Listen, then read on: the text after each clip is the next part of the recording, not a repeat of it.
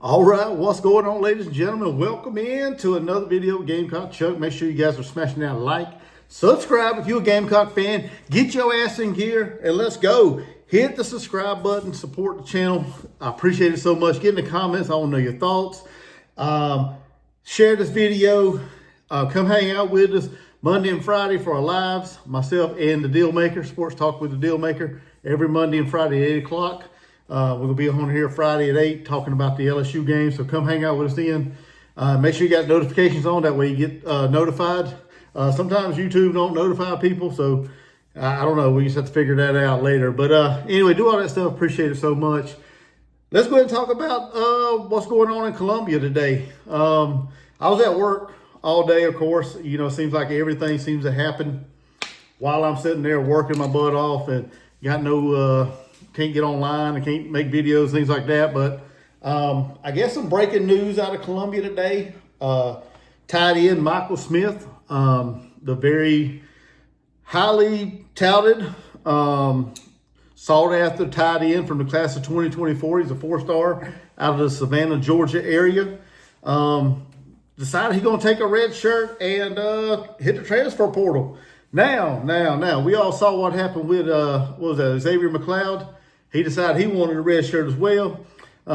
Told Beamer he was going to red shirt and then transfer or whatever. Is this what's going to happen here? Is he going to kick Michael Smith off the team? Is he part of the team? I haven't read any details, so I'm just throwing out what my thoughts here. So is he still part of the team? Is he still working out? Is he still going to classes? I don't know. I haven't read that yet. But y'all can let me know in the chat because I haven't really read. So like I said, I just got home, so I hadn't had time to look into it. My good buddy, Sports Talk with the Deal Maker, clued me in, told me about this probably a couple hours ago. So I really hadn't had a chance to read it. But is he still part of the team? You know, Beamer, like I said, Beamer kicked McLeod off the team, got rid of him, told him to kick rocks. And is that what happened here with Michael Smith? Once Coach Beamer figured out he was, wanting a red shirt and hit the transfer portal. He did play in 4 games this year. He only registered 2 receptions for 20 yards.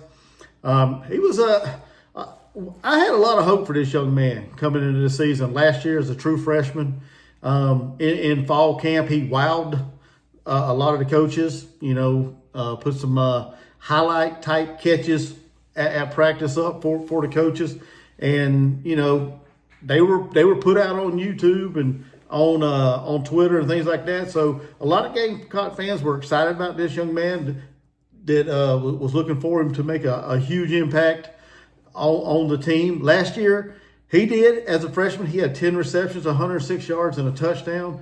I think he got nicked up a little bit, if I'm not mistaken. I think I heard Coach Beamer say that he was nicked up, but he did play in 12 of the 13 games last year. So that's probably because he was nicked up a little bit. But the moments he got out there, he shined and made some things happen. Like I said, had a touchdown over 100 yards on 10 receptions. So coming into this season, I was real high on Michael Smith. I thought he was going to be a productive part of our offense. But we did bring in Jordan Dingle through transfer portal. Also had Brady Hunt come back. So, I mean, is his decision based on maybe he got pushed down the depth chart? Is that the reason why he decided to transfer? Or, is it the lack of creative play calling? And I know myself and the Deal Maker and several other Gamecock fans have went back and forth, just beating a drum, talking about the offensive line and the woes that it has, the lack of pass blocking, the lack of run blocking. That's the reason why the play calling is not being so creative. Is that the reason? Maybe he just want to get back home, get back closer to the Savannah area. We did beat, if I'm not mistaken, in his recruitment, I think we beat LSU out for his services. So he may want to go to the Bayou and play for Brian Kelly and LSU. So I don't know what's going on in his mind, what his thought process is.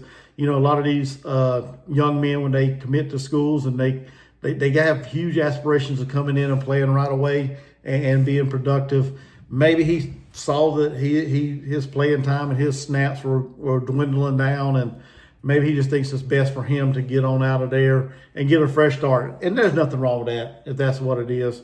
But like I said, I had huge hopes for this guy coming into this season. He just hasn't panned out this year.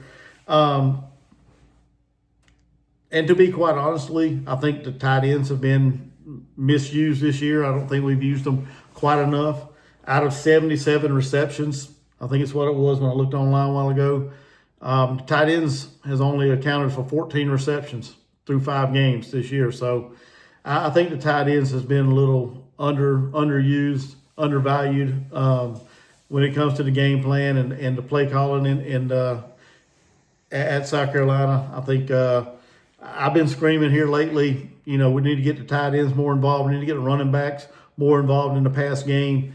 If we're struggling so much protecting the quarterback, we need to get these tight ends out there or running backs, get them out in the flat and hit them. I mean, some quick little dink and dunk passes to kind of soften up the defense, kind of, make them guess, make them sit there and wonder if we're going to dump it off, we're going to run, or we're going to go deep or what. Try to take some of the pressure off Lenoris, back there in the pocket, because, through 5 games he's been crushed this year. So he's also suffered a concussion. So the offensive line hasn't done him any favors.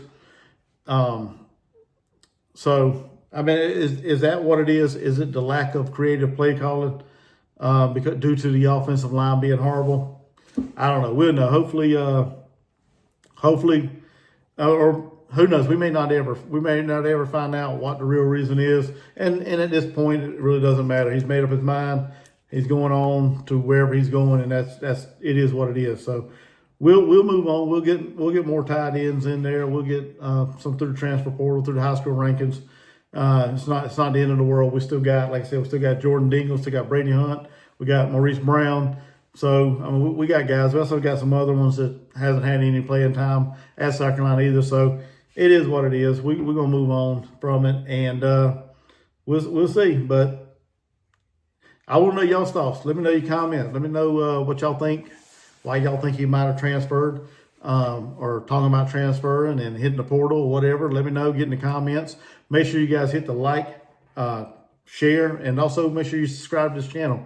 All right. So with that being said, y'all have a great day, and hopefully, if I'm lucky, I'll see you guys Friday night for our live show.